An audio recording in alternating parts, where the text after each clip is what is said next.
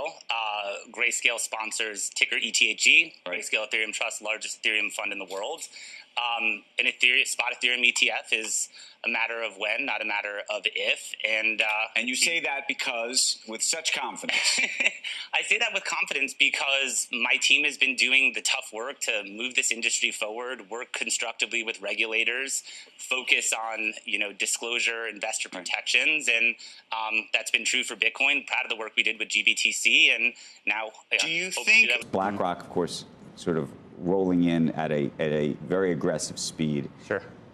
You do have an enormous amount of money under management, if you will, but part of strategically you have to sort of deal with is this idea that they could go elsewhere. You have fees that are higher than most of the others. Would it make sense for you to be with somebody else? It could. I would be lying if I didn't say that those types of conversations and those opportunities over time has started to present themselves at Grayscale. I think the investment community as a whole really took note of the Grayscale lawsuit and the victory that we had in that lawsuit. And so, our eyes and ears are open, and sometimes people are approaching us about strategically working together, but nothing to announce this morning. On the Bitcoin front, is your sense, I mean, we haven't gotten to a place where all the advisors are all approved yet to be offering this as a product. 6 months from now, they may. Mm-hmm. How does that change the balance of all of this? When are we going to see, I mean, we're seeing meaningful trading, but maybe are we going to see lots and lots of trading? Is there still this huge hodler community? And then what does that mean to this long term in terms of pricing? Well, I do think the advised market is very, very important for Bitcoin, for crypto in general. It's about $40 trillion worth of advised wealth here in the U.S. Over the next couple of months, I do think you will see these products begin to get approved on advisory platforms. And, even just yesterday, my team was holding a seminar in Dallas with investment professionals. And it's clear that there is still a knowledge gap amongst those professionals as to how to approach these conversations with their clients. So for us, it's a reminder that we have to educate advisors because they're either scared, they don't know how to approach this, it's so different from everything else they invest in, or they're getting added pressure from their clients, seeing the returns, seeing what having this exposure in those portfolios can do, and we have to bridge that gap for them. This would be a good thing because people think that Visa and MasterCard are like a tax on the entire economy, and if you could have another competitor in there, that would be actually very valuable. But there's this other argument being made that in terms of banking, you don't want more consolidation, and that making Capital One a stronger becomes the number one credit card company in the country over JP Morgan and Citigroup. And whether you think that there's just too much consolidation, and the Treasury would somehow try to either Treasury would prevent it or DOJ would prevent it. Now, I'm not going to say that I watch every minute of this show all the time, but you had the Stellantis CEO on. Yes. And what was his thing on how many car companies there are going to be in the world? Five or six, yeah. I would say that we're sort of still way overbanked. I remember after the Silicon Valley Bank blow up, some of us made the argument that we were overbanked. And people thought that was sacrilegious to say that this country's overbanked. I mean, we still have 4,000 banks in this country, which is cuckoo for Cocoa Puffs relative to every other country in the world. There are two different issues, which is of course we're overbanked, but the regional bank, who is going to serve the small and medium-sized businesses in this country? That is a real issue. And are we going to have banks of the size that do that? But we're there's no doubt we're overbanked, and there's no doubt that the inability of banks to consolidate over the last 4 years has been a negative. Welcome to the Crypto Teacher. And I come back with that video just to make you think. Don't forget to like and subscribe to the channel. And make sure you join the Patrons. If you're not a part of the Patrons, make sure you hit the Cash App. And we have Grayscale says a spot Ethereum ETF is on its way. But we know BlackRock and Fidelity is eating away at Grayscale's market share. And remember what BlackRock's Larry Fink stated. ETFs are going to be the vehicle to tokenization. Remember, everything's going to be tokenized and put on blockchain. And remember the Crypto Teacher told you. And guys, this is unbelievable. We have Clayton. Don't forget I brought you the videos with him sitting in the FDIC meeting, and they stated they've been planning for 10 years of the fall of these small and medium-sized banks, and it was best to collapse them on a Friday. Yes, you couldn't believe what you was hearing, but remember, guys, we're in a simulation. We're in a plan. And now in mainstream media, they're telling you the truth. But unfortunately, the sheep are asleep. Now it's time to consolidate, and now it's time for these small and medium-sized banks to crumble. Because remember, in real-time settlement, you need plenty of liquidity. And these small and medium-sized banks are not going to survive. So that means these small and medium-sized businesses are not going to survive. So that means we're going to have plenty of layoffs. But we know the robots, algorithms, and drones are ready to step in to take over the economy. Because now they have money. And the sheep are going to get that free money airdrop to them while they're inside the metaverse. And remember, the crypto teacher told you. And then, guys, the movie continues. Joe Biden won't be the nominee. We're 9 months away from voting for a president. So they turn the drama up. And it looks like, guys, we may not be having an election the way they turning it up, guys. We know this movie is going to get exciting because now they're starting to step up this cyber attack narrative. And remember, the crypto teacher told you. Because he knows when it comes to the NWO, it's all planned out. Y'all have a wonderful day. And there's no doubt that the inability of banks to consolidate over the last 4 years has been a negative. That Joe Biden won't be the nominee.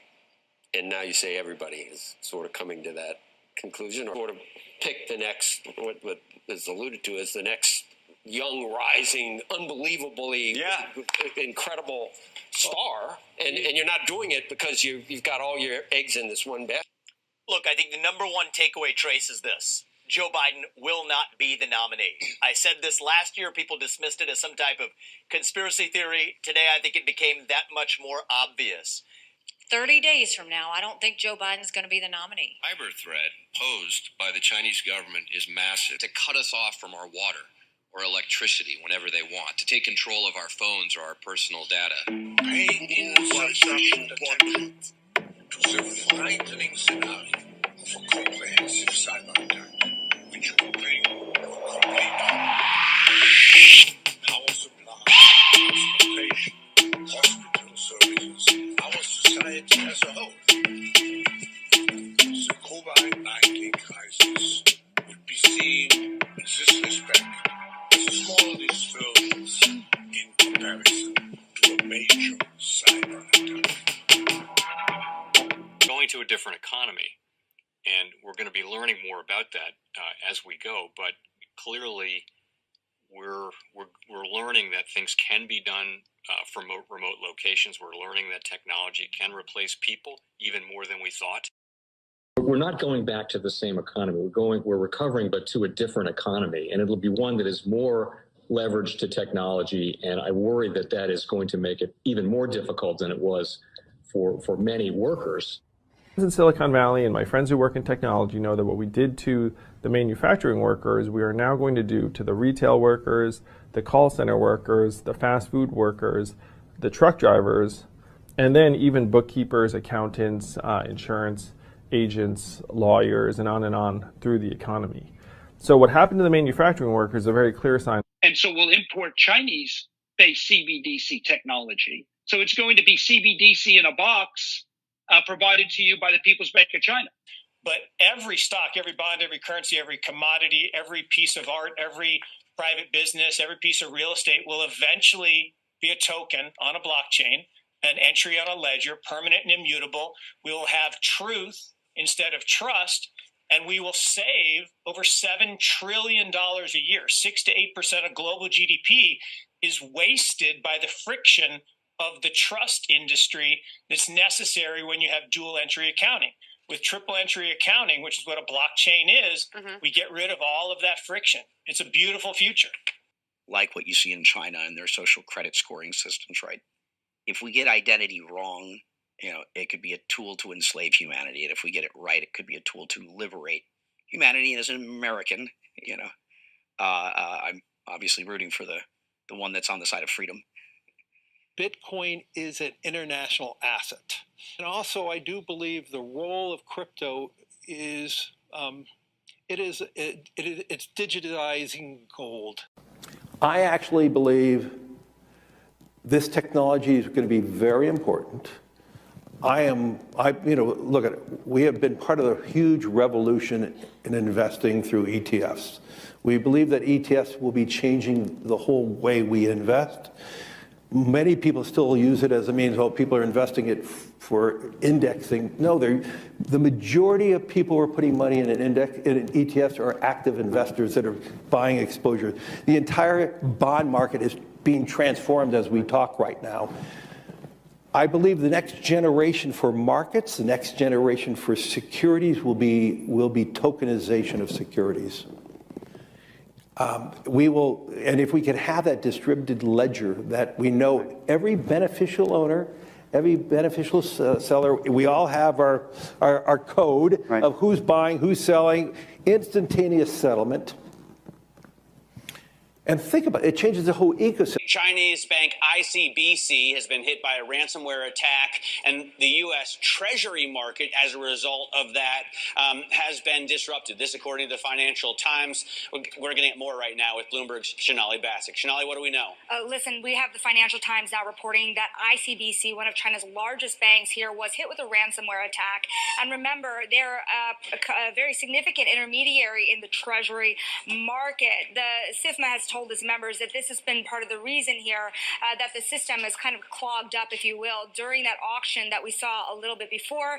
The attack had prevented ICBC, according to the Financial Times, from settling Treasury trades on behalf of other market participants. A large executive at a major bank also telling the paper that such a large party on the fixed income clearing corp creates major concerns, potentially impacting the liquidity of Treasury markets. Now, it was not just a poor auction.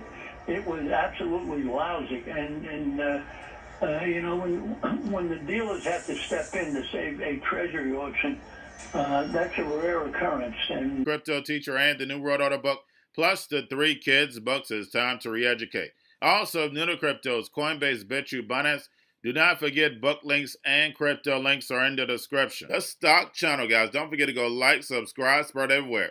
You have your Kobo, your chip stocks, your banking, your gaming. While everybody's sitting at home, get on stocks, the Seaver, the biotech stocks.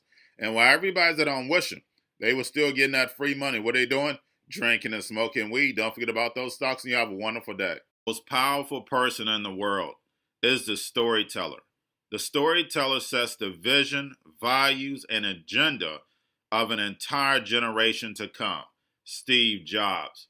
And guys, I truly believe in this. When you look at the New World Order, they're the storytellers. And that's the reason why I wrote my New World Order book. But guys, now it's time to change the current generation. And I wrote 3 kids books. I love the Trinity because I understand the power that's in it. So I have 3 books. We have an opportunity to change the generation, to educate, not just me, but I want to show you that I take action on a daily basis. And I want you to take action on a daily basis. Whether it's your job, whether it's in your community, we have an opportunity right now to educate the masses. I posted this on my Twitter account. Please share, but this is a short clip of the 3 books. There's going to be a clothing line and action figures. Please get these books for your kids, nephews, cousins, friends, so therefore we can start the re-education now.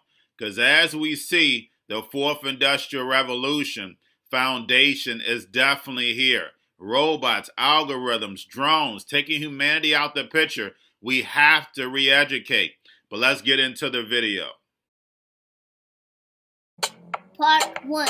King Joshua and Grandma Tam save the village. Part 2. King Joshua and Grandma Tam save New York from COVID-33. Part 3. King Joshua and Grandma Tam goes to China. It's mandatory to get part 1, part 2, and part 3 of this series. It's time to re-educate Generation Z.